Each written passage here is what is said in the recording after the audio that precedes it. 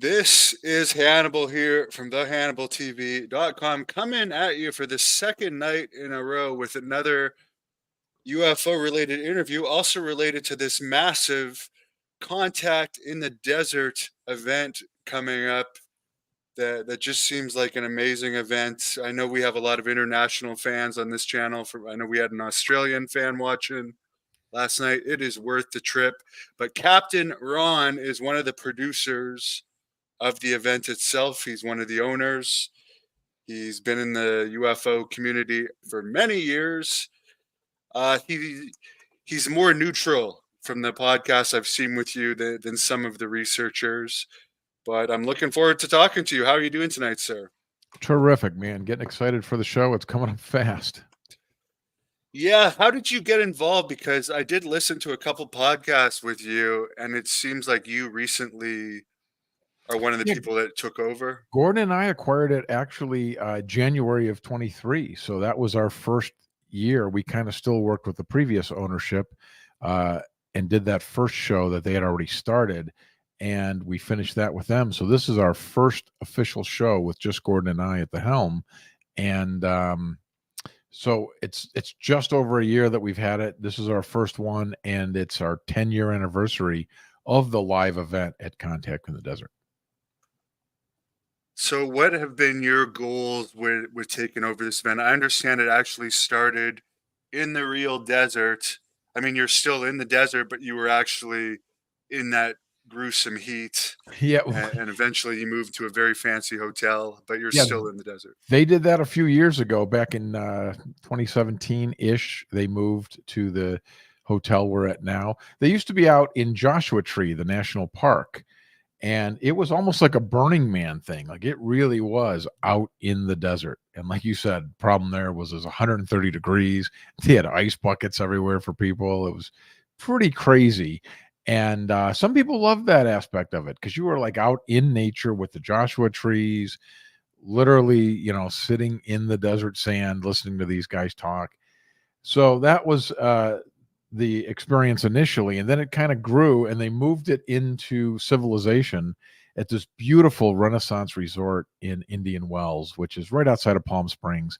That whole area is called the Coachella Valley. It's just like 5 little boroughs of Coachella Valley, and one of them's Palm Springs, one of them's Indian Wells, Desert Hot Springs, all these. So basically, people fly to Palm Springs, and it's right there, and it's this gorgeous, huge resort, and we rent the entire thing out. So everybody at this event for those 5 days is part of this event. I mean, this entire thing. It's not like other people are there or other things are happening. It's all part of this event. So, I was talking last night to the publicist for this event and saying Yeah. if any UFO breeds want to actually make themselves known to the world, what a perfect event if you're going to have 3 to 4 thousand people, all researchers, out in the desert here in Palm Springs. Yeah, we're going to have between 2 and 3,000 for sure, and it would be amazing. Obviously, that's the place to do it. Things do happen at Contact, believe it or not, over the years. In fact, last year, remember that Dave Grouch came out. Dave Grouch, whatever, however you say his name, he came out to disclose that he was coming forward as a whistleblower of sorts. When he did that, it was during our event. And so we kind of stopped what we were doing, and 2 of our prominent top people, Daniel Sheehan and Richard Dolan, kind of came together in the same room, and a lot of us piled in there, and a lot of the speakers that were still there came, and we all watched it unfold together live on TV. And then Danny and Richard kind of gave their take on it. So it was really like a perfect experience to get to, have that happen during our event. Now, as far as what I've heard from you, you're kind of on the fence. You're a researcher. I don't know when this podcast was recorded that I heard of you, but you hadn't actually had any firsthand experience No, at I'm this not point. I'm not a researcher. I just happen, I have a podcast. I'm starting a new podcast called Beyond Contact, and I produce this event with Brianna, and we, so I don't have any first hand research on my own, but I have done 6, 7, 800 interviews with a variety of these speakers. So I've researched in that sense and read a lot of this material. And I am very I don't even like to say skeptical. I'm very honest about everything. I'm very I look at this with a very rational, logical view. And although I'm not a huge believer in a lot of these things, I do feel that what motivates me and drives me is the fact that there is something going on here that requires more scientific attention and should be studied. I feel it's an injustice to dismiss all of these contactees that have come forward and the real researchers, people like Dr. Jacobs, who have thousands of cases of people that have come to him and told him of their contactee experience, which he records and he notes and he writes down the similarities and he finds the differences in the cases. And people just dismiss this stuff out of hand, and I think that's not right.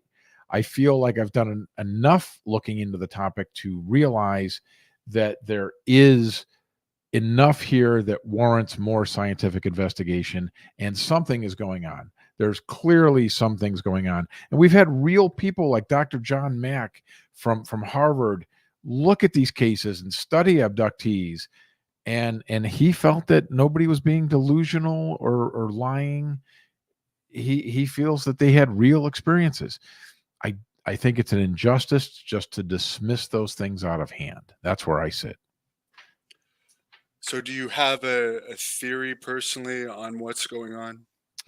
I don't. There's a lot of different theories out there. It started off with the 1950s nuts and bolts spacecraft traveling across the universe, and then it's sort of evolved. And lately now it's kind of interdimensional seems to be the front running belief that these things are not coming across the galaxy, but they're coming from another dimension. To me, that's even harder to believe than them coming across the galaxy. I feel like it's more real world to just think of somebody that got a jump on us time wise because the universe is over 13 billion years old and our planet's less than 5. So they've had a lot more time to develop technology. Why couldn't they develop something that would travel here?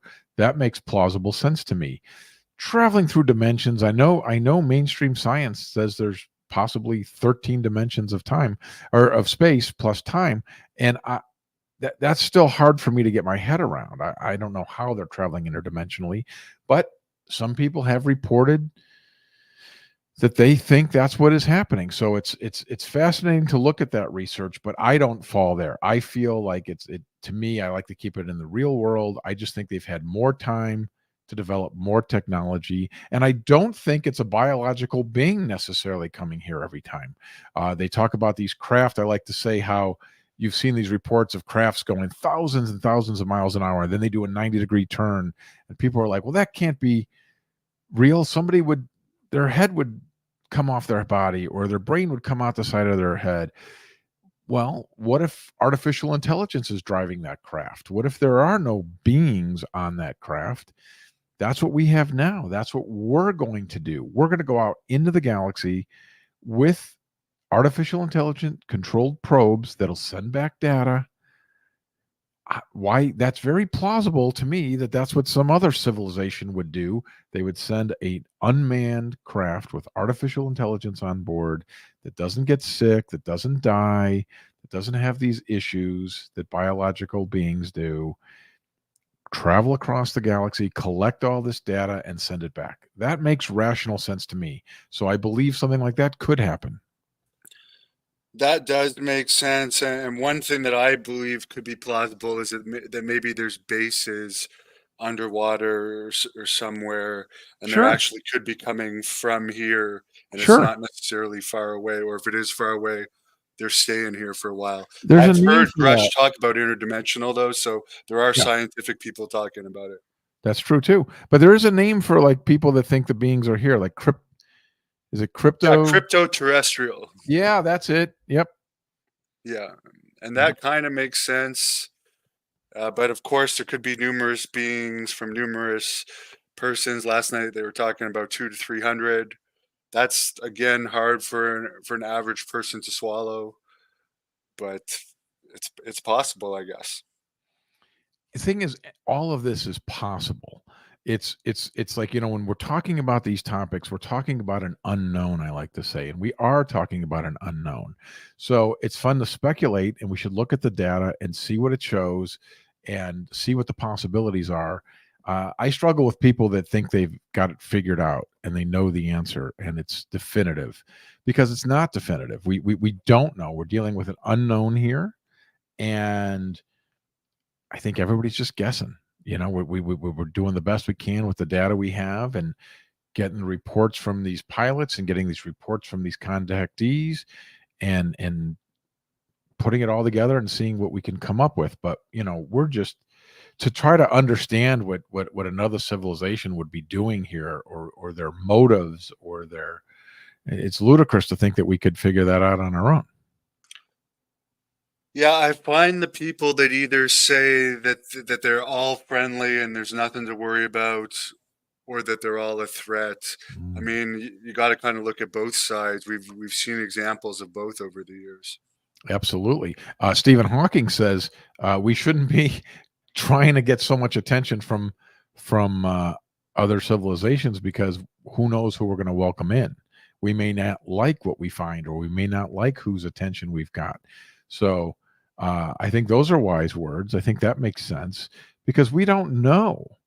I mean, clearly, if they have the technology to travel all the way to get here, they're more advanced than us, and based on what we know about our planet, that means trouble, right?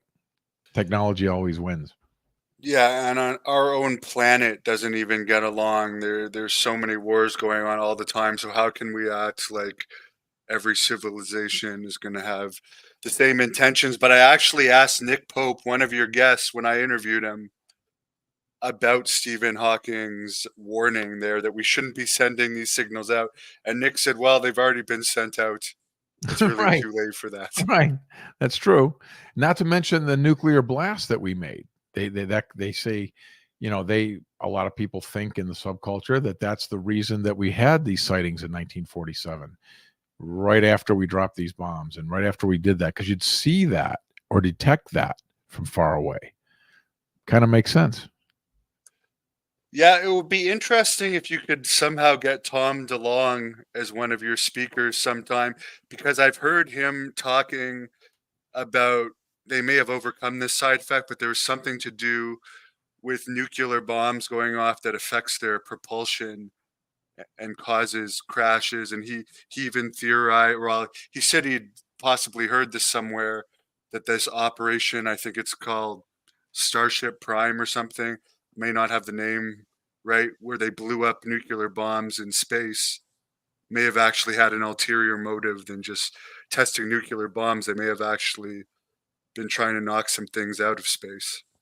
Well, that's very interesting. Every one of these ideas makes a great movie, right? Like, even that, there's an elevator pitch right there for a film. Yeah, that definitely. And as far as your guests, you got Travis Walton, who I've also interviewed him. Great. He's a He's classic. awesome. Is there any in particular this year that you're really excited about? I'm really excited. We're going to do something very special. We're going to have a legends panel. And on that panel, we're going to have Travis Walton, Whitley Strieber, George Norrie, Richard Dolan, um, Linda Moulton Howe, and Russell Targ. I mean, all of these people have had such an influence on the community. Whitley and Richard, I think, are two of the strongest writers that we have out there, and they talk about this with the right tone, I believe. And I think Travis is a fascinating guy, and a very good one. So it's great to pay tribute to them. I think that's going to be one of the highlights for me. We're doing a George and George a conversation with George Knapp and George Norrie. Apparently, they've never been on stage together, which is kind of cool. These legendary guys from coast to coast. I also like the AI stuff is sort of my favorite interesting topic right now with Matthew James Bailey and Adam Curry and some of these other guys that are going to be talking about aspects of artificial intelligence and how that affects things. And they're going to do a live Turing test, which is like to determine whether something is, if you can tell the difference between a human being and artificial intelligence. You know what I'm saying? Like that movie Blade Runner, where they couldn't tell always if something was real or if it was like an avatar. Well, they're going to do it live in front of an audience. They're going to give answers, and then people have to decide: did an artificial intelligence give that answer, or did the human being give that answer? Very interesting. Another guy you have, and I noticed, I don't know how to necessarily pronounce his last name, Robert Yeah, Salas, I Bob think. Salas. Yeah, He's a guy who he was there for one of the for nuclear Maelstrom Air incidents, Force right? Base. Yeah. Maelstrom Air Force Base. Yeah, Bob's amazing. He was a direct eyewitness to that when they turned off our nukes and turned them back on, and they saw the craft or whatever be above the sky when he was way down under the earth. That's a fascinating story. A lot of these military guys are some of our most credible witnesses in the community, I believe. These are highly respected, highly decorated guys. You don't get that job to work at a nuclear site. They can turn the keys and send the nukes. You got to be a high level guy to work there. You know what I'm saying? Yeah, when I watched, I think there's a half an hour interview up somewhere of him online. He just seems so credible and so serious with such so honorable and such high rank. There's no way he'd be making this up and going on the record if this didn't happen. And Jesse Marcel from the Roswell days is the same thing. This guy was in charge of security for the only nuclear base in the world at the time. People forget that was a high level guy, and he's the guy who made the claim that this was not a weather balloon. I mean, he knew better. He was like, this is metal. This is a craft. So I don't like that's my pet peeve, if you will, how we dismiss these guys. These are credible, real guys. How come we can't listen to Avi Loeb from Harvard, who will be speaking? And how about, like I said, John Mack from Harvard? These guys it's hard to get those ranking jobs that these guys got. They get to the top of their field and they're the greatest. And then they talk about UFOs and people go, okay, this guy's no good. Well, no, he's a highly decorated, highly respected guy. So I feel people get shortchanged on that.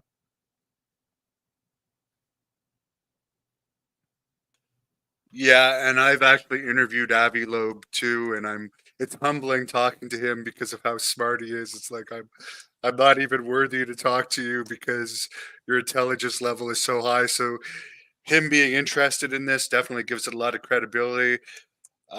Richard Dolan, he was recently in the TMZ documentary, and I also saw him in a podcast with George Knapp. So that's a good guy to get as well. Knapp alone is great. George Knapp and Richard Dolan are no doubt in my very, very, very, very, very top of my favorites in this community. I think they take the most level-headed approach to this. They take a journalistic, intelligent look at the data, which is what many people do not do. Those two that you called out, I think, are the prime example and typical contact in the desert type guests, and we're really happy to have them. Two of my favorites, two of the most important people in our community, as they still both are doing really important work.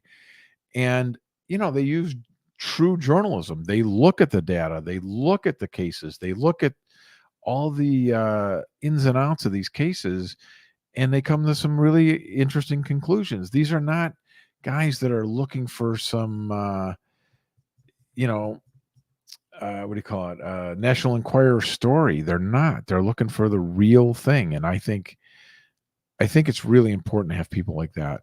And I wish other people would look at their work and see The people that dismiss this out of hand drive me crazy, because it's like, why don't you look at the data first, read their books, then tell me that there's nothing here. Here in Canada, a lot of what's been going on in the US with the congressional hearings and stuff has hardly even been covered. There's just Wow. been small stories. So when you talk about it here, people still kind of look at you like you're foolish sometimes. But Hmm. then you try and say, well, the US has actually admitted that UAPs exist. They may not be aliens, but they actually exist. But they just don't believe it because there hasn't been news on it in the mainstream here as much. There are many people that won't believe it if the president of the United States or can or wherever comes out and says we've got it. That doesn't mean they're going to believe it. It's an incredibly divisive belief system people have on this, and as Canadian Stanton Friedman used to say, "Don't bother me with the facts. I've already made up my mind." People do that politically in the United States these days, and I feel like that's happening in the UFO community too. People are like believers or non-believers in the phenomenon, and and there's so few of us in the middle that are like, "Well, I don't know, but let's take a look." And I've looked enough to feel like there's something here.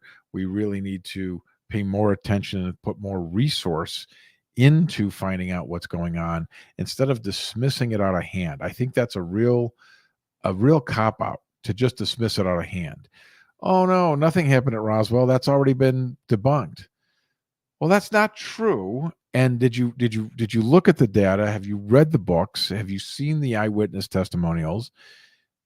Look at the data and then let's talk about it. You know what I'm saying? That's where I kind of live.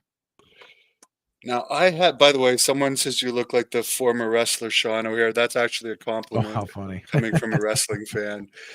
He was in really good shape, but yeah, you have similar hair that he had. Someone, I don't know anything about this. I know Trump talked somewhat at the start when he first got into presidency. He was totally against UFOs, but he was dropping more hints that they could be real towards the end. But this person is saying that Trump allegedly said there's Air Force teams that solely exist to monitor and chase UFOs.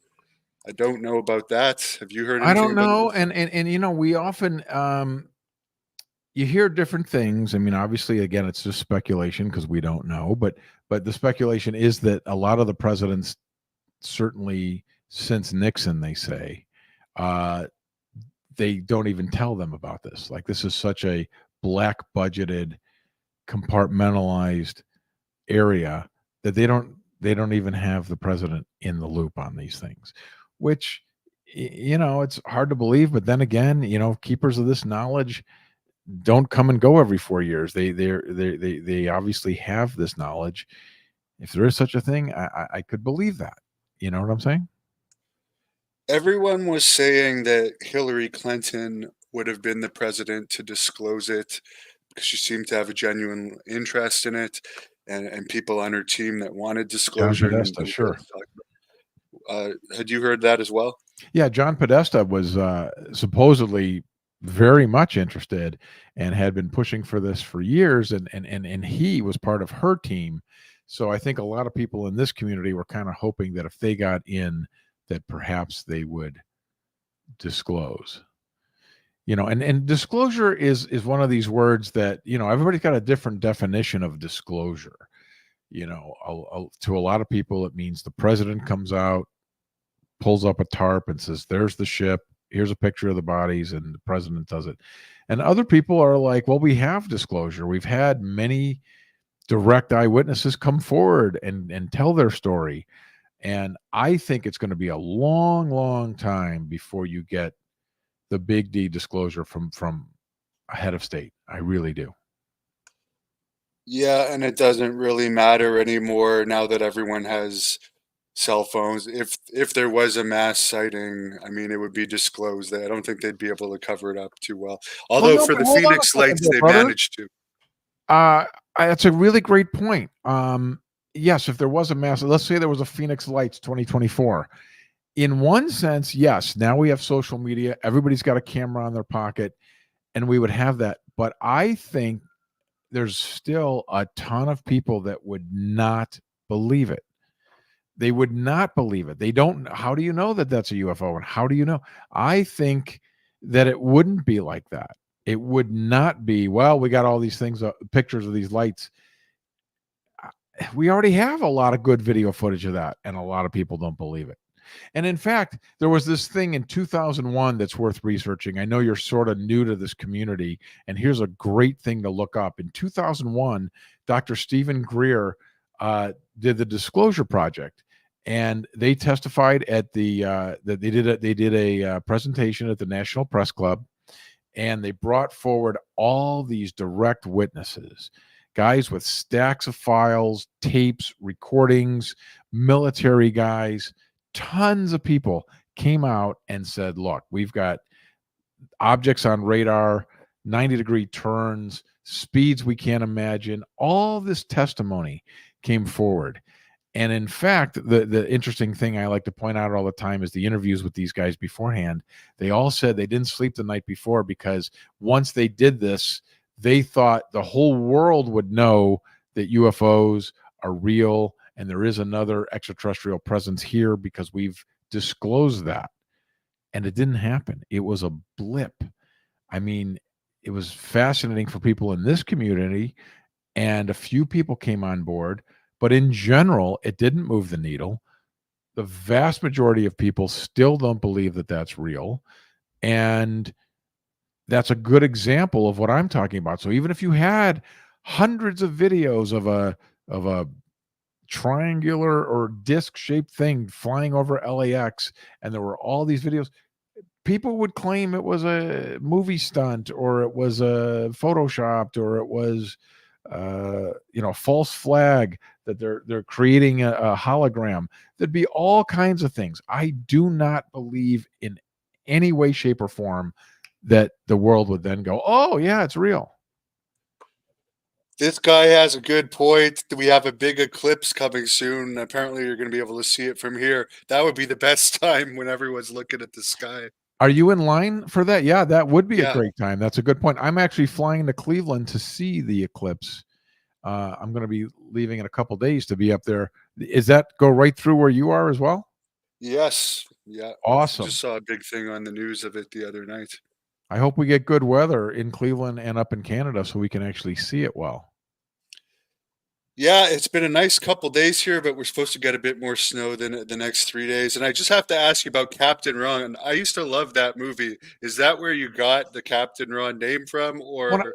I did a podcast back in 2014 when I first started doing podcasts and shows, and they needed a nickname for me for the show. I was doing it with this other guy. His nickname was Dr. 420, and they wanted me to have a name for the show, and I couldn't think of anything, and I didn't really want to do that, and so they sort of picked it that day, and I'll be damned if it just sort of stuck, and people just started calling me that. Yeah, it's a cool name. And as far as Stephen Greer goes, I don't know if he's been at Contact in the desert before. He He has, did do a absolutely. lot of great work. Some of his work seems to be lately more propaganda-ish, but he still does great work. But I've had a few like issues with some of the stuff he said. Is he going to be a possible guest for the future? What are your views on him? Well, yeah, well, he's certainly been there in the past. I've interviewed him at Contact in the Desert before, so he's definitely been a speaker there. It's always possible, he's got another movie I think he's working on. He's done a series of films that I think actually do have a lot of good information. If you've ever watched his films, they have a lot of good information, and they expose people to a lot of these ideas. And he has different thoughts on this. He thinks they're very benevolent, and no one's ever been harmed by a UFO or an alien or whatever. Well, I mean, again, that's speculation. How do we know that? I don't know. I think the jury's out on some of his stuff, but he has certainly done great work, and he certainly has brought a lot of attention to this as well. And supposedly, he claims that he's had a lot of contact with a lot of high-ranking officials in our government, and he has debriefed them on this subject. And that would be fascinating if it's true, right? Wouldn't that be amazing? Yeah, and I do believe that he probably has, Sure. but again, some of the stuff, as you mentioned, with everyone being benevolent, we don't have to worry, and anything bad is a false flag. It's really the government. Some of that might be, but I don't know if I fully buy his. It must be hard actually to be in your position because for people that are outside of the UFO industry, it's very political in some ways with what Interesting. camps you're in. Um, Yeah, there's little subdivisions within the UFO community too, and insanely, there's infighting of just like there is in world religions that are slightly different. They argue with each other. It does trickle into this community a little bit. There is a lot of infighting, and I don't like that. I feel like we're all pulling in the same direction, and we all want to get to the truth, and we all want to know what's really going on. That's sort of where I sit, and anything I can do to help facilitate that, awesome. I really just want to know more. I want these people. If this is all real, I would like these people to be vindicated, if you will. I mean, I can really. A lot of people that have these claims have had their lives absolutely ruined, lost their job, lost their husband, lost their spouse, whatever it is, and that's tragic, and it's a shame, and there's such a demonization of the topic. Certainly not so bad now, but there was for many years, and it still persists to a degree today, that if you talk about this in the wrong place, some people look down on that or think less of people, and so maybe they don't share their story. All the thousands and millions of people that have come forward with their story, great, but think about how many more are out there who haven't, because of fear of ridicule, which is ridiculous to me. I mean, in this day and age, I think let's just talk about everything and see what's out there. And I think there's other information that I wish more people would come forward with, so that we can all try to get a better picture of what really is happening. Can we decide, is this interdimensional? Is this interplanetary? Is this a spiritual thing? Is it off world? What is it, and what's happening? And there may be 10 answers to this. There may be more than one of these that's true. the time travelers theory as well. Is it time travelers? Yeah, Anything's possible. that's a great point. I completely forgot about that one. That's an excellent point. That's another one that's hard for me to believe. I mean, I feel like that's much harder to believe, that people could travel through time in the sense that we think of it when we see it in movies. I feel like that's a hard thing to get your head around, versus getting my head around another civilization of some sort that could build up technology over billions of years to travel or send probes in the universe. That's very logically possible in my brain. Like, I can imagine that happening. It seems like what they would do. Most all people believe there are probably intelligent life in the universe. It's so vast. So take it another step, and wouldn't you think that maybe they would do something that would have them explore the universe? Of course they would. So to me, you keep it all in real world, and they send out artificial intelligence probes to examine other areas of the galaxies. That just makes sense to me. I think that's very plausible. I agree with you 100% on that. You mentioned Stephen Greer had some decent movies. Is there any UFO movies, if it's maybe a wrestling fan that just happens to catch this because they're a fan of my wrestling on the channel, that you would suggest they watch if they have like their interest piqued a little bit by our talk? Well, there are some good movies. Accidental Truth came out last year by Ron James. Is a good film. Um, of course, what's his name, has done some great films. His name's eluding me. It'll pop into my head. Jeremy Corbell, I think. Well, Corbell, he's done some stuff. He did stuff with Bob George Lazar, which is Yeah. interesting, controversial, but very interesting. I was going to say, I was going to mention some books that I think are important as well. And when you interview these speakers, most of them will say that they got interested in this topic by one of the following two books, which is Eric Van Daniken's Chariots of the Gods, and then Whitley Strieber, who we've been talking about, Communion. These two books, I hear it all the time. If you ever ask the question to one of the speakers, well, what got you started? It's one of those two books, all the time. And they are both really good books. I think those really strong. What I recommend to people is the books by Don Schmidt and Thomas Carey on Roswell. They have like the Encyclopedia of Roswell, and it's got interview after interview with direct witnesses and deathbed confessions and all of this ancillary information that make a very, very compelling case that something happened at Roswell, and it sure seems like it could have been an off-world craft landed there and bodies were recovered. When you read that material, it's very compelling, and I don't feel like most people take the time to read that and dismiss it out of hand. So that's where I would send people. Read that on Roswell from Don Schmidt. That is a compelling thing. You read that and you walk away, and it's hard for me to refute what they've done. Yeah, and Chariots of the Gods, of course, inspired Ancient Aliens. Whitley Strieber, who's one of your guests, I haven't read Communion yet, but I got the audio book of them that I've listened to 4 or 5 times. Man, do I get some weird nightmares when I listen to that and fall asleep during it. But it's a very good audio book. Yeah, absolutely. And that was based on letters that were written to him after he wrote Communion. Yeah, and he does talk about the communion there, and he has some good points in general about all the various theories, and he does seem very neutral in it, which He I like. top guy. Whitley's fantastic, and people need to pay attention to him. Again, I think he's getting overlooked a little bit. He is still today, still doing podcasts, still doing Unknown Country. He still is putting out fantastic stuff and is still a really important person in the community.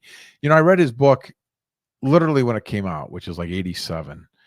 And I remember people telling me that, well, he's a fiction writer. That was his day job at the time when all this happened and he came out with Communion. He had written Wolfen and a few other best-selling books.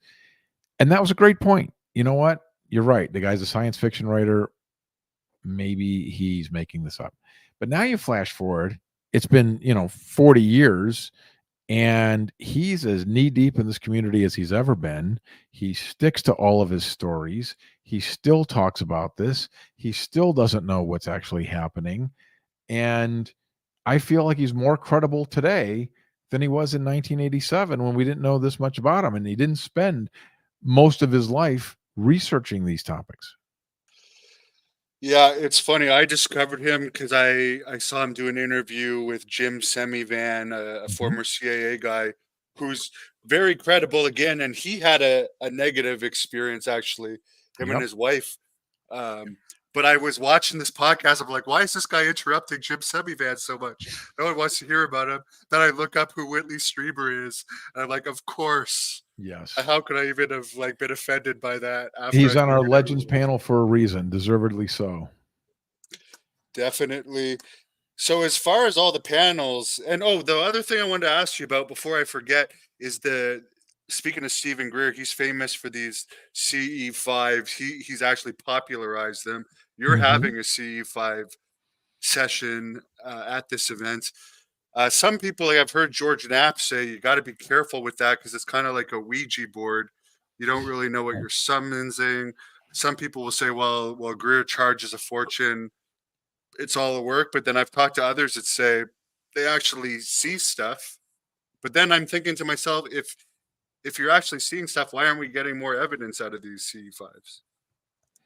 I completely agree with that. Yeah, we do it every Sunday night at our event every year. They do it, and it's free. All those things are free, and we have night vision goggles, and different people see different things.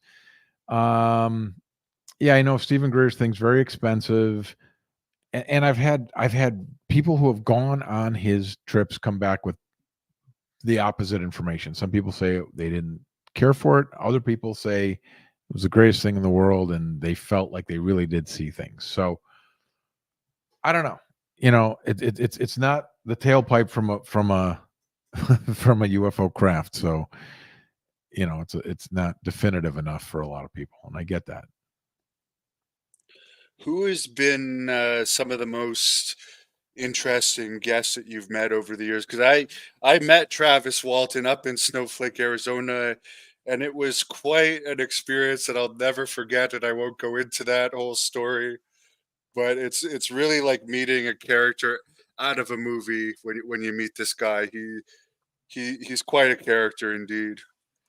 Yeah, I had the good fortune of before I got involved in this during COVID, I started something called the Observation Deck, and we had an event where we had Travis Walton there. It was an all day online virtual event, and Travis Walton was there, and we had brought in the other guys that were in the truck with him during their episode. We had his brother. Him and his brother hadn't talked in years. We brought his brother in. We brought the investigators that were there the day it happened or he went missing. All of these people came for this all day thing we did online. It was fascinating. And I think again, he stuck to this story for all these years, and I find him very credible. I genuinely like Travis. I think he's very believable. It's interesting talking to the other guys that went through this thing with him as well. A lot of them don't wish it never even happened to them.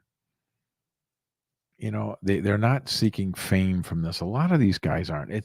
That's the thing that's compelling to me also. I've had the good fortune of talking firsthand with some of these guys, and you can just tell when you're talking to somebody if they're like they're almost like broken down by this. It's not like it's always a good experience. I don't like when people outside this or people that don't know much about this community dismiss these guys that they're trying to make money and that they're not. I'm sure there's hoaxers out there. I'm sure there's people trying to make money on this. I'm sure. However, I do believe a lot of these people, whatever it is happening to them, is genuine, and they have had their lives genuinely destroyed through whatever experience they've actually had.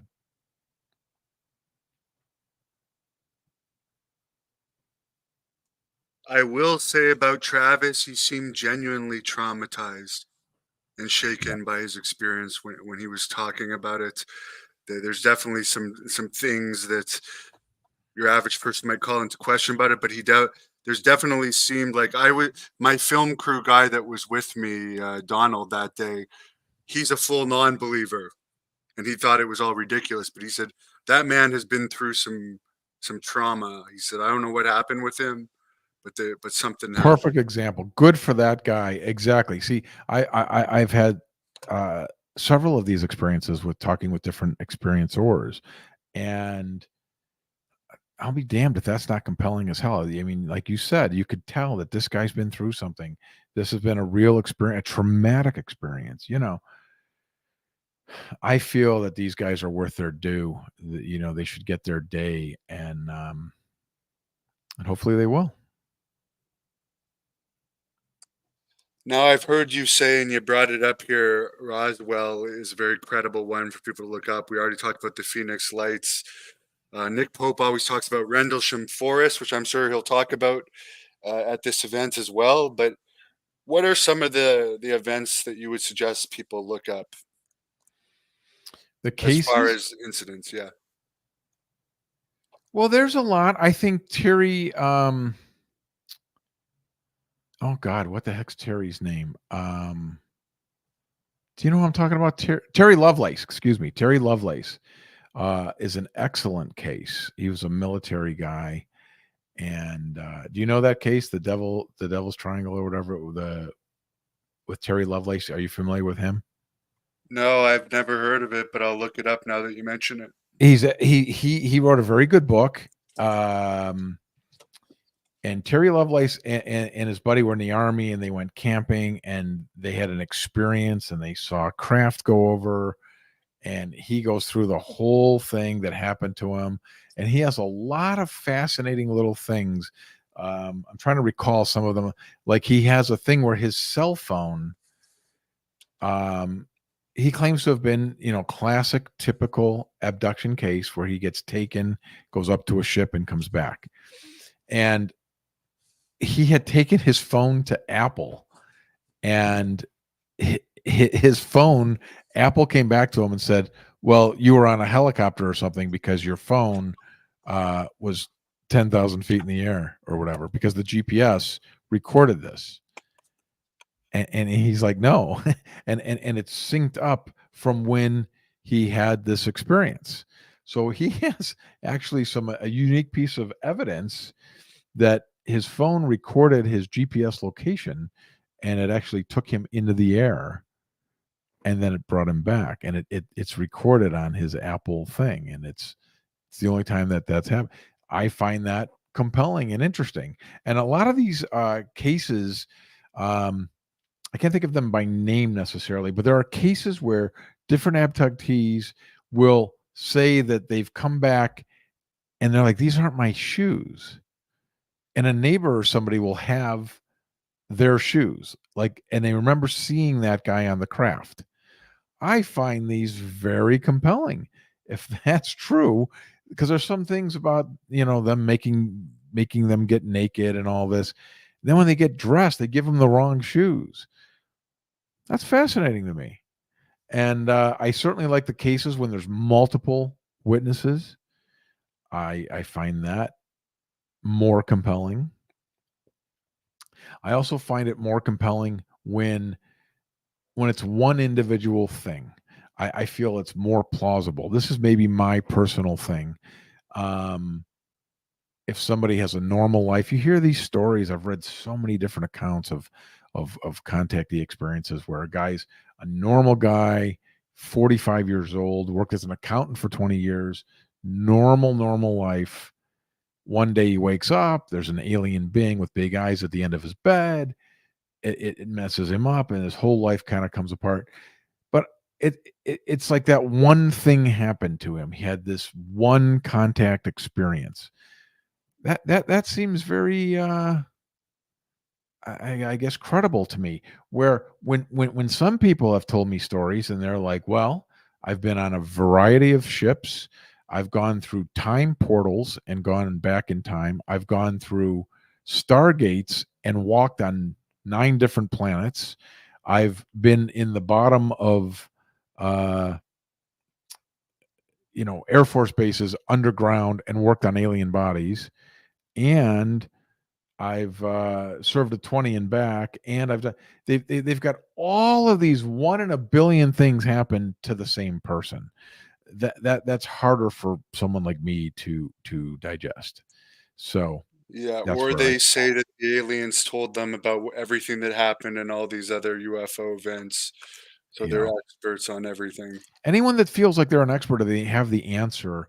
That's first red flag for me, because even if you really genuinely have had an alien experience, the fact that you think you know the answers, I think is not good. That's where a guy like Whitley Strieber is a perfect example of somebody, like, he still doesn't know what happened to him. And he says, I've been known as the alien guy. I never said it was aliens. He doesn't know what it is. Fascinating. Those are the people that I gravitate to, that I feel personally have the stronger cases and the more compelling stories. Yeah, and I find that interesting about him too from that book that I recently bought. Them. Yes, where he's talking about he doesn't know what they are. He thinks they might be aliens, but they could be a number of things. But he also talks about how much it bothered him that he actually, according to his story, he experienced anal tearing, which was traumatic, and it still bothers him, and it became a big joke, and he Absolutely. finds that very insulting. But how horrible, yeah, I mean, how horrible that this guy had to go through that on top of everything else. It's not enough he had to have this abduction experience. Now he's got this physical ailment, and the ridicule of that and the jokes of that. It's just ridiculous. Good for him for getting through all that. You know what I mean? The one story in them that I always have to skip this chapter because it really bothered me. I think I listened to it twice. Was there was a young girl that was abducted that supposedly, according to the letter he got, actually got infected with something, and she came and told her mom she was sick after the abduction, and she actually became deathly ill within weeks after that and died. And the aliens, I guess, apologized to the mom and said she's too young to treat for this. I think it was some form of bugs that they called it, but yeah, that was a sad story. I think she was like 10 or under. Wow, can you imagine? I mean, losing your daughter, and then on top of it, here's why she's telling you that an alien took me away and gave me this illness accidentally. I mean, wow, that's a tough one to swallow. Your heart goes out to those people, right? Yeah, the one thing that I always wonder about, and I'm sure it is a factor, is like just being exposed to some, if they are from other planets, if you're entering their ship that has been open in this environment that may have stuff floating around in it that we are poison to whatever this is, and them coming here too. I'm sure there's issues with Earth itself. That's why I've heard some reasons why they go underwater, because it's more of a stable environment. But yeah, you think about just the environmental differences in the atmospheres. Or the like you know the contagions, like you said, the bugs, the look how careful NASA is opening up a moon rock. You know, everything's got to stay in a you know secure, safe thing because who knows, and we don't want to get any microbes. We don't want to send microbes across the galaxy. You know, it's true that's a very real possibility. I mean, they could accidentally cough on somebody and wipe out our whole planet, or vice versa. Yeah, and the one thing is, we have heard some cases like Travis believes that for people that don't know this, apparently you should not go and investigate the ships. Do not go close to the ships. Do not touch them. There's some sort of radiation issue you could get, but Travis touched this ship and it shocked him and knocked him out. And he feels that in his case, which he didn't understand at first, they actually took him aboard to save him. And some Yeah. people have claimed they've been cured of stuff due to these abductions. Absolutely, you hear that, and yes, that's right. Travis absolutely now feels he didn't feel that way when it happened, of course, but now he feels, looking back, that they were actually trying to save him from this. And yeah, a lot of people that have touched craft or claim to have get radiation burns and have an adverse reaction. That's very true. Yeah, I interviewed someone recently that said it's best to stay in your car because I guess they found that the car can actually provide some safety from these radiation issues, and do not shine bright lights at these UFOs because there's been cases where people have got shone back with a light that's caused permanent eye damage or Oh my cancer, I god. understand.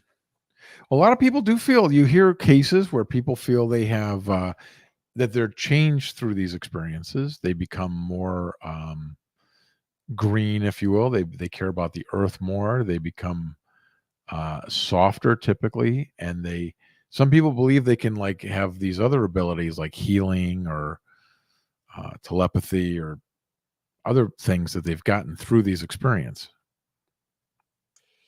Very true. And the one thing I do notice is you rarely hear them given a negative message. I've heard some cases where, even in Whitley's latest book, there's a case where someone pulled up, they thought it was midgets or carnival people, and when they pulled up to see what was going on, it ended up being weird beings that basically said, "Get out of here." But in most cases, they're giving some sort of environmental message or message of love. You don't hear as much threatening messages. That's true. I definitely, if I saw something like that, I'd get out of there so fast it's not even funny. Um, yes, oftentimes people say they're shown images of Earth. It's typically, stop fighting and cherish your planet is often sort of the underlying message to these things. An interesting thing here that I think you touched on is they've done studies on contactees, like the Free organization. Um, the Edgar Mitchell founded Free organization did a giant survey, and I don't remember the numbers. It's been years, but 2 or 3 thousand contactees filled out all of these answers, and typically the bottom line was to the effect of most people obviously were very traumatized by being taken out of their bed or taken against their will or whatever abduction experience they went through. They were horrified by that. Most all, almost all. But as years go on and people have had ongoing experiences, which is typically the case, uh, the number gets as high as 80% of people feel now that it was a positive experience and that it helped them in their life and that they're glad it happened to them, which I find absolutely fascinating. 100%, and you're right. The abductions seem to be generational, or it's almost like they're like watching us, like we would put something in a wild animal or something to follow Absolutely. their progress in life. So very interesting. As far as Contact in the Desert, tell us how we can get tickets. Give us a rundown on what's going on. There's the website again. Yeah, that's the best place to go is contactinthedesert.com. Everything's on there. Just peruse that for a few minutes and your head will spin. There's so much to do. We have over 70 speakers. We have 14 different panels of most of them have 6 people on them. So there are these incredibly uh, diverse panels with different viewpoints on each of these topics. And then there's other things going on. There's a bus that goes out to the desert where you can look at the sky with our astronomer Mark D'Antonio. And there's other things that happen on site, like we have podcasts that happen every single day. You can sit in on a live podcast interviewing one of our speakers. You can see I think 4 or 5 uh, brand new documentaries that are about our fields, and they're going to debut at Contact in the Desert. And we play Hollywood movies outside at night. They're going to play E.T. and Dee Wallace, the mom in E.T. is going to introduce that, and a couple other movies, Hollywood movies outside, which is fun watching movies outside at 10 o'clock at night in the desert. It's kind of a cool thing. There's so many things that we have 8 stages basically going on at any one time, all day, every day. So there's tons to choose from. You kind of do your best to pick and choose your favorites or what you think you'd like. It's fun to go to a panel and then you see somebody you really like on a panel and then you go see them talk. And if you really like them, you can even upgrade and get a workshop or an intensive with them, and that's more time with them. And the intensive experiences are like these. On Monday they're like 2.5 hours with these speakers, so you get this intimate chance to spend time with them. And a lot of them do AMAs where they ask me anything, and you can ask them anything. And what a great opportunity that is. And you're one of the speakers as well. Well, I'm just going to be doing. I'm doing a couple conversations with a couple speakers, and I'm going to be part of the George and George thing. Tom Danheiser, the producer of Coast to Coast, and I are going to ask questions of George Knapp and George Norrie, and then we're going to open it up to the audience and let them ask them questions too. That's going to be a lot of fun. Something they've never done before. Well, it sounds like a great event and an amazing location there in Palm Springs, California, out in the desert. Perfect location for this.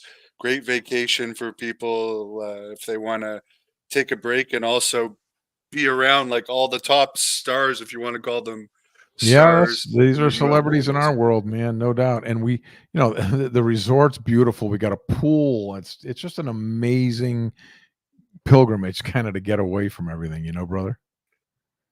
It's funny. I've seen some of these CIA guys, and even like Tim Burchett, the congressman. He's become such a celebrity in UFOs, and these people would never be celebrities otherwise. Yep. But now they're actually like, to people like me, they're like Mel Gibson to see. Right. Yeah, I'd much rather talk to Tim Burchett for sure. Yeah, especially if he's got his famous jacket on. Right. Well, thanks again for joining us. Maybe a little closer to the actual contact in the desert, because it's still nearly 2 months away, a little under 2 months away. You could come on again and remind people, but I'll let you close this off with whatever you want to tell the fans. Well, Devin, I would say just come out and experience it live. We're doing 2 new things this year. You can buy a 1-day pass, which we've never done before. So if you want to just try it out, if you live close enough that it's worth trying it for 1 day, come out and get a sense of it. It's oftentimes not what people think. It is not this tinfoil hat crazy people walking around. It's more of an academic science, artificial intelligence, futurist kind of vibe and atmosphere. We do have a lot of that, of course. We have experiencer groups and those kind of things, but we also have a lot of more cerebral takes on things and scientists walking around, and it's just a lot of fun. So you can do that, and we also have a virtual pass this year where you can actually, if you can't make it out here, maybe you live in Canada near Devon, then you just get the virtual pass. You can check it out online. You can participate online, and that'll give people a chance to be part of this anyway. And the dream is, of course, if you can make it out there, it's so much fun to do this live and in person and rub elbows with all these guys.